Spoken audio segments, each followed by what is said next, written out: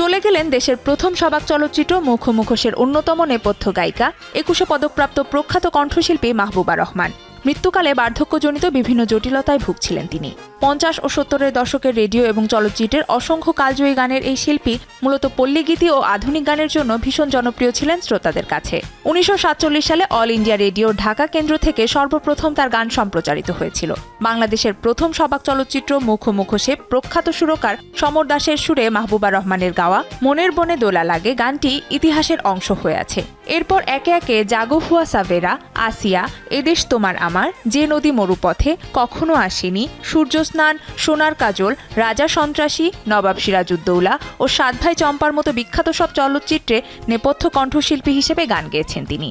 সুরকার খান আতাউর রহমানের সুরে জহির রায়হানের কখনো আসেনি চলচ্চিত্রে তার গাওয়া নিরালা রাতের প্রথম প্রহরে গানটি আজও দোলা দেয় শ্রোতাদের হৃদয়ে। সঙ্গীতে অসামান্য অবদানের স্বীকৃতিস্বরূপ এই গুণী শিল্পীকে রাষ্ট্রীয় সর্বোচ্চ সম্মাননা ২১ পদকে ভূষিত করা হয়। তার মৃত্যুতে দেশের সাংস্কৃতিক অঙ্গনে গভীর শোকের ছায়া নেমে এসেছে।